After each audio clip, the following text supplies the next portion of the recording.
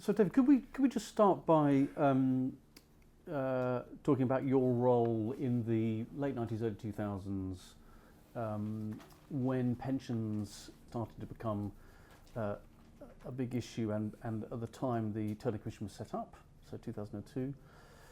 You were the shadow spokesperson for work and pensions at the time. Can you say a little bit about that time and about why you thought change was necessary, how you viewed the setting up of the Turner Commission?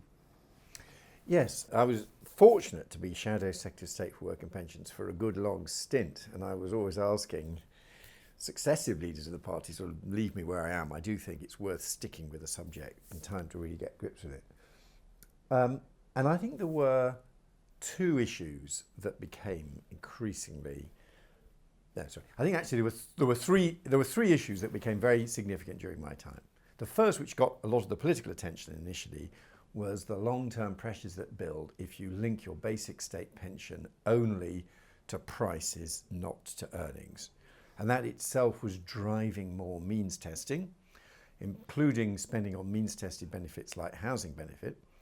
I thought this was long-term unsustainable, and some of the Treasury's long-term spending forecasts made implausible assumptions about the ability to keep on holding down pensioner incomes through price linking the basic pension, and even ignored some of the pressures building on means-tested benefits such as housing benefit, which weren't even included in all the calculations.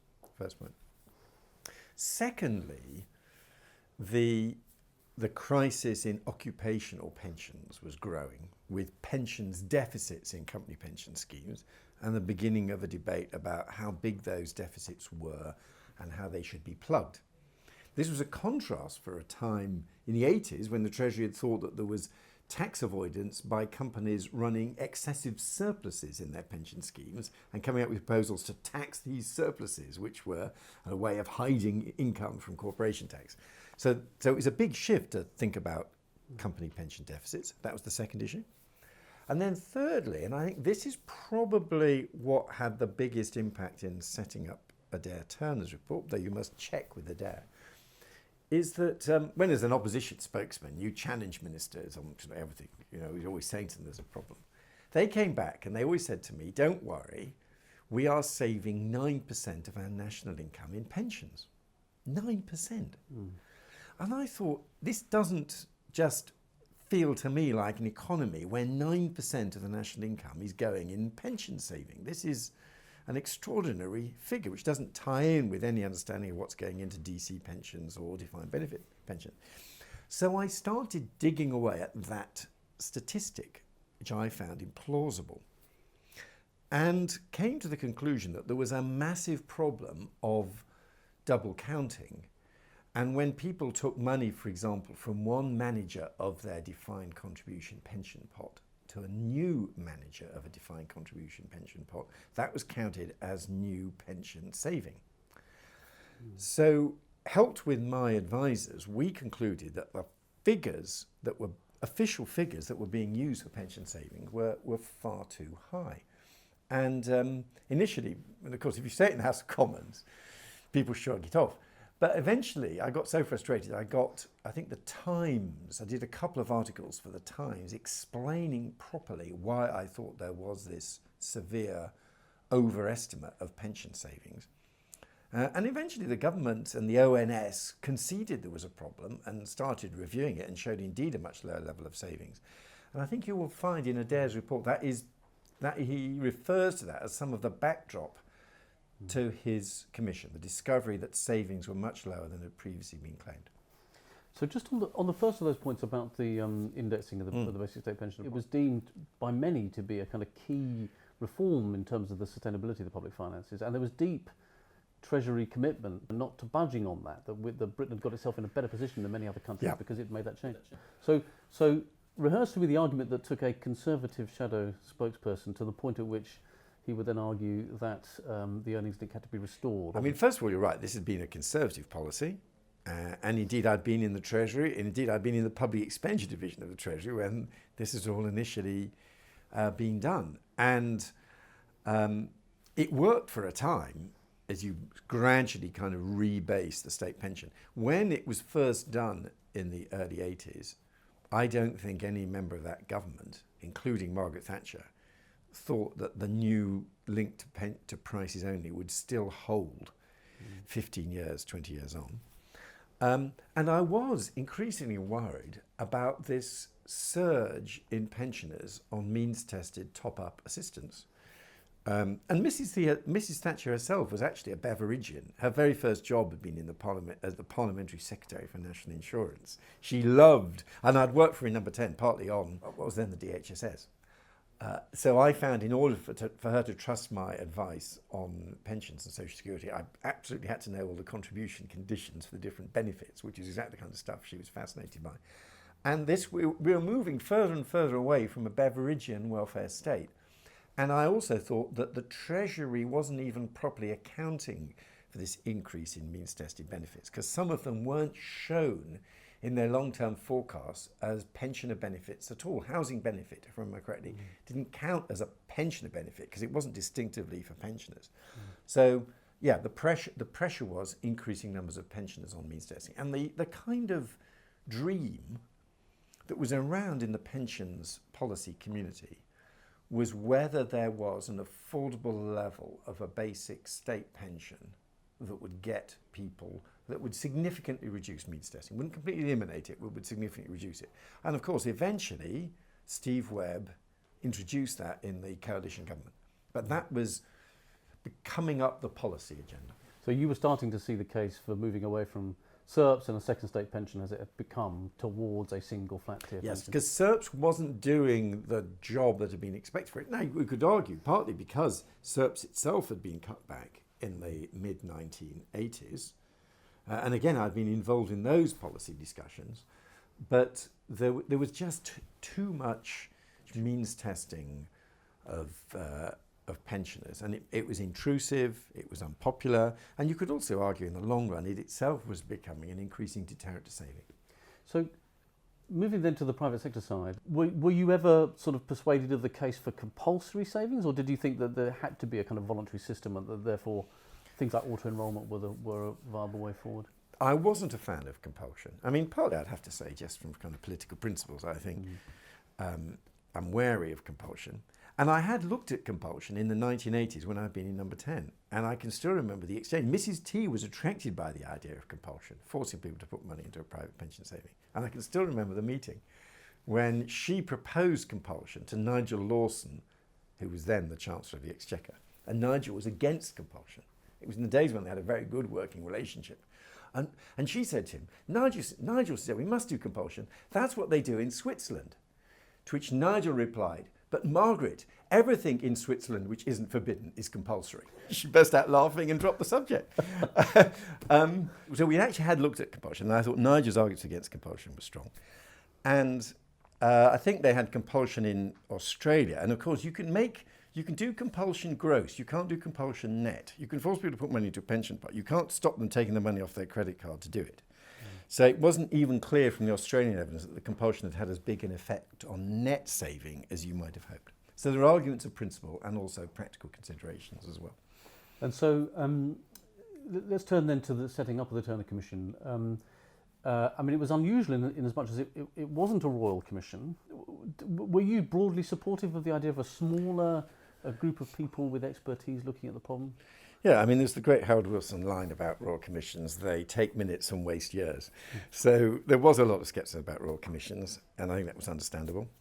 And I had, you'd have to ask him, but I had quite a good working relationship with Andrew Smith. Actually, in some ways easier than with Alistair Darling. And, there was a level of informal exchange. And I can remember, for example, I think he appreciated, so when I went off to the US to have a look at their system, and they had a pension benefit guarantee corporation, which in the way it was functioning in the US was inadequate. But nevertheless, the idea that you need some kind of agency that stands behind company pensions to insure them, I thought was a good idea. And I'd been sufficiently impressed that when I came back, I asked Andrew's office if I could come in and brief him on what I'd seen on my trip to America. And he was good enough to agree I should come in, and I just told them what I'd seen about the PBGC and why I thought he should send his officials over to look at it. And I thought, so we could have that kind of discussion. And Adair is widely respected and widely trusted.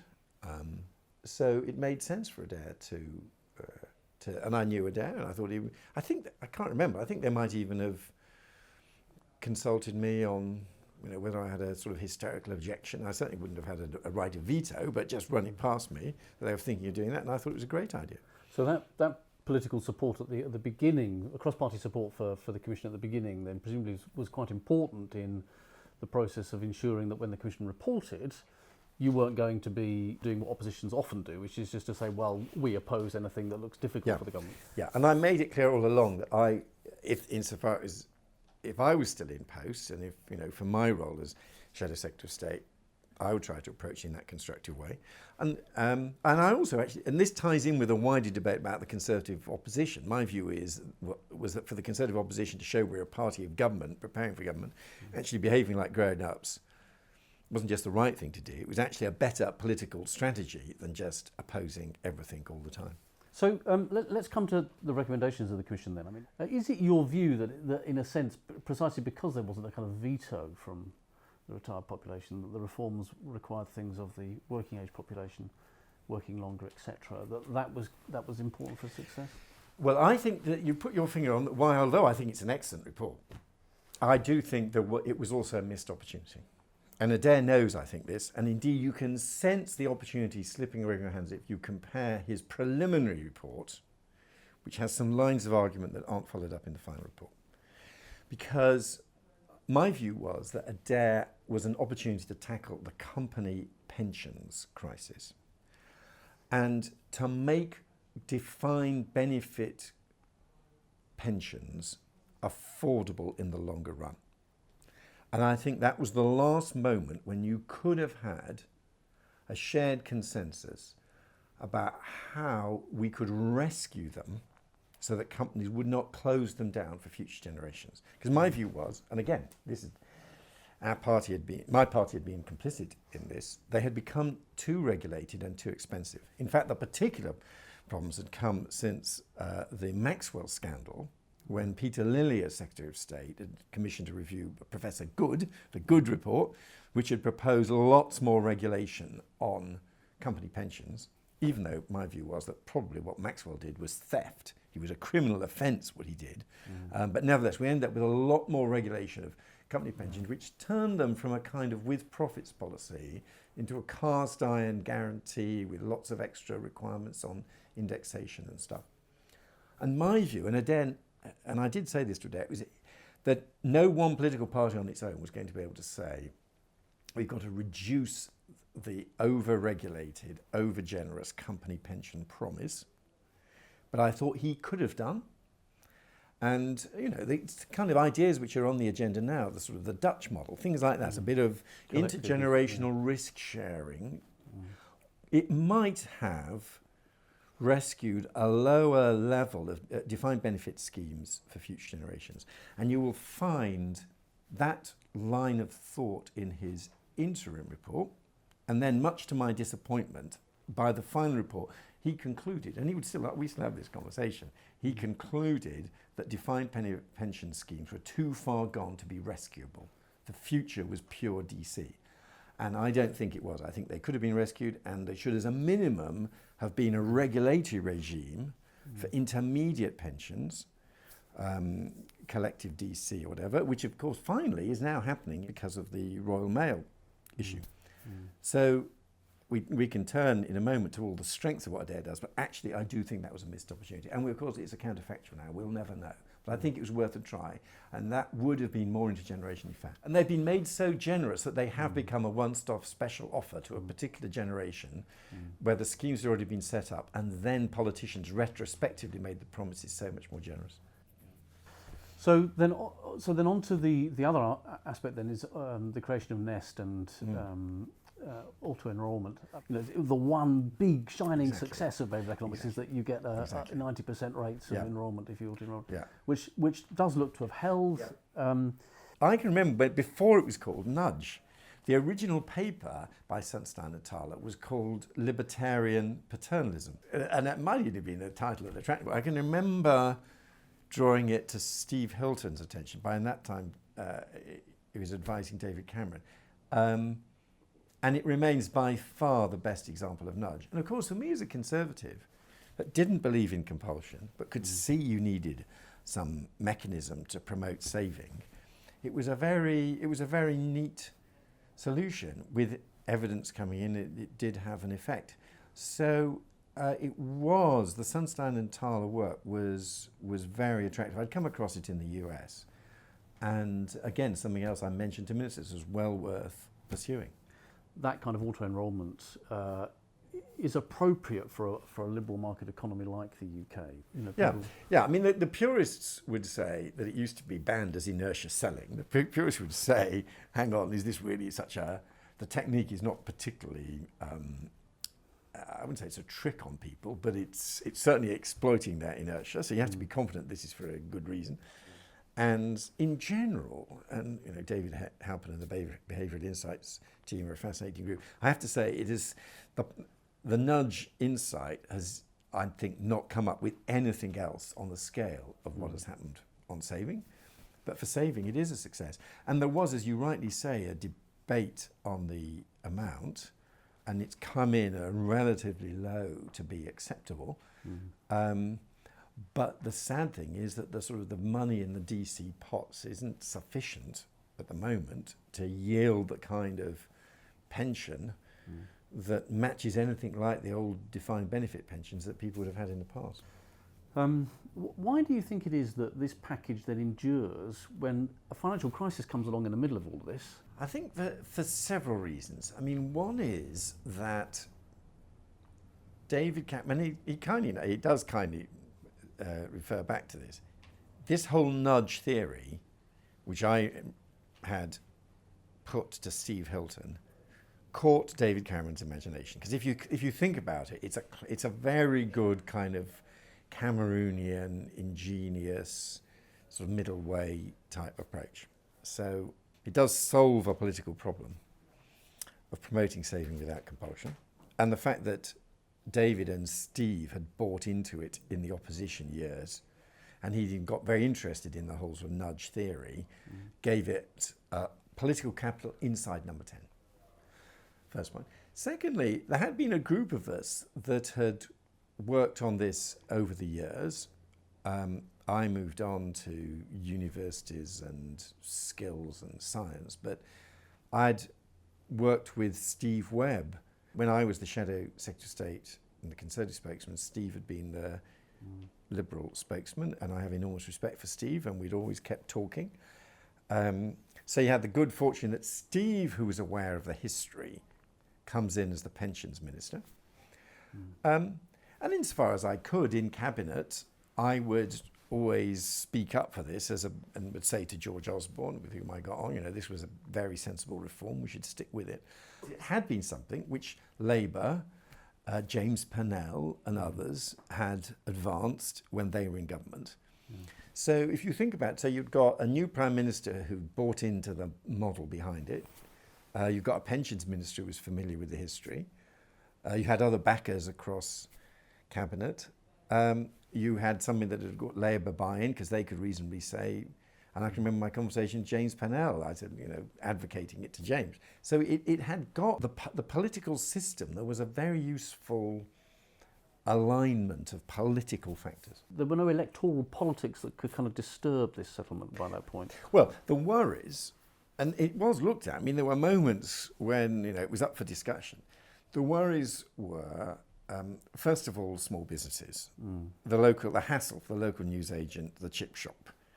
So there was a lot of, the chippy became a sort of emblematic question. Was this a fair burden to put on the local chippy? And then there was secondly, of course, given that pay was performing so poorly, the cost scenarios, and you could work out scenarios where there was actually a fall in people's disposable income, If they'd had a tiny pay increase and the Nest contribution came in, you could certainly have figures that showed that. So there were some political issues. So it wasn't straightforward it would survive. And here I think the people around Nest and the Nest team deserve a lot of credit. And the design of the rollout, things like that, where had it gone wrong early on, had even the big companies found it difficult, had the big retail chains complain, had Sainsbury's said it was unworkable, that would probably have killed it. The fact that it was a slow rollout, gradually reaching more and more employers, and also gradually increasing the contributions was kind of smart design.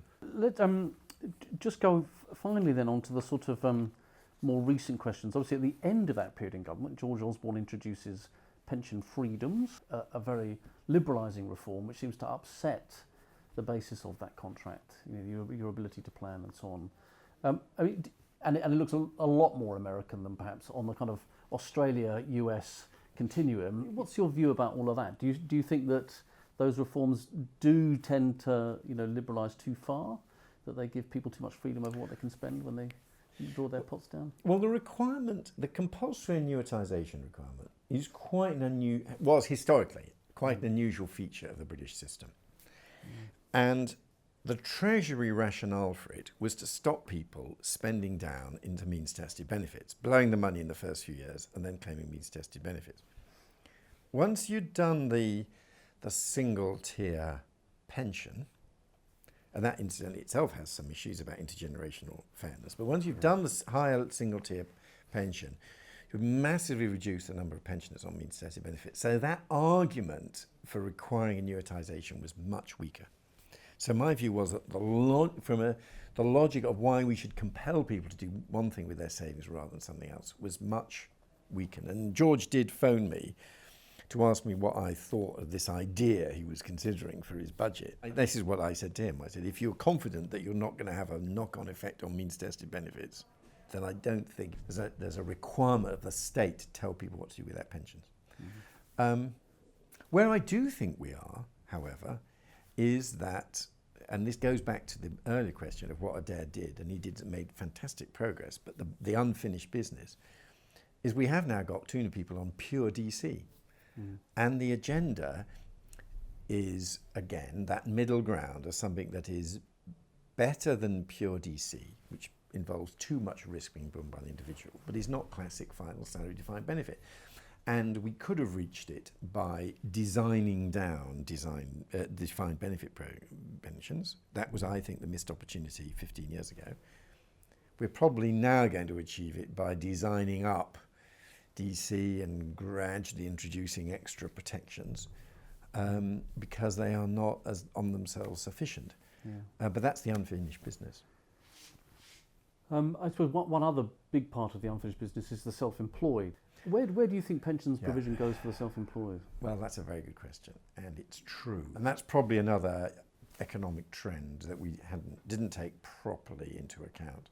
It is very hard with them. It's possible, actually, not least because of the way universal credit is being extended to them, that may be a device where we can also promote saving. But I don't have a neat answer to that challenge. Let me just finish with a question about asset-based welfare. It's something that you returned to in your intergenerational commission. Do you think that kind of approach to asset-based welfare might be worth reconsidering? I think asset-based welfare is coming back into our thinking. And I can still remember in my time it was a book by Michael Sheridan, Assets and the Poor, which had an impact on my thinking. And I can still remember actually the first time I met Gavin Kelly. Gavin came to see me, and the fact that I'd got a copy of the Sheridan book on my bookshelves gave him great encouragement because he was talking about the sort of stuff Labour was doing. And I do regret that as part of the cuts exercise in the coalition, the kind of savings gateway and the assets for under five. I think it's a pity. And of course Clinton did some experiments in this area with these personal accounts. And my view now, again, I mean, speaking partly as a Conservative who believes in the property owning democracy is one of the great slogans in the history of the Conservative Party. And in the 80s, property ownership extended. Property ownership is now shrinking with home ownership much less than it was. and valuable, generous pensions much more limited than they were. So it's a challenge for it. There's a good reason for the Conservative Party to believe in it. Labour has its own logic, and of course, if you look at it intergenerationally, the decline in property ownership amongst young people is catastrophic. Yeah. That's why when our intergenerational commission looked at all this, we did think there was a case for £10,000 to be provided to people when they're about the age of 30. And it would be good if there were flexible instruments into which it could be invested. I mean, we did some work on something called a lifetime savings account in opposition, a form of which was introduced in government. I've rather lost sight of it. My impression is that the lifetime savings account has not grown and performed in the way we hoped. But there's the germ of an idea there of something that's sufficiently flexible for people to draw on it during the life cycle. There is one other point I would make. Sorry, we have one other thought, which is, so overall I think very good on the DARE. As I say, I think this omission is of the trying to define a hybrid option. The other great regret is that the commission was disbanded. And there are, I think, what really helps policy making is trusted bodies that continue to assemble evidence. And even if it wasn't necessarily to give policy advice, and if Adair personally moved on to do other things, the framework of data that you find in the Pension Commission reports is incredibly valuable. Now, the Pensions Policy Institute does some of the work, but I think it's a great pity that we lost it as a public body providing evidence and information. And there have been several other examples. The UKCS, which did useful work on employment and productivity, again, as partly just a custodian of data, what was happening on skills, that was abolished a few years back. So when these bodies have done a useful piece of work, keeping them in a vestigial existence as trusted data collectors, I think would be really useful.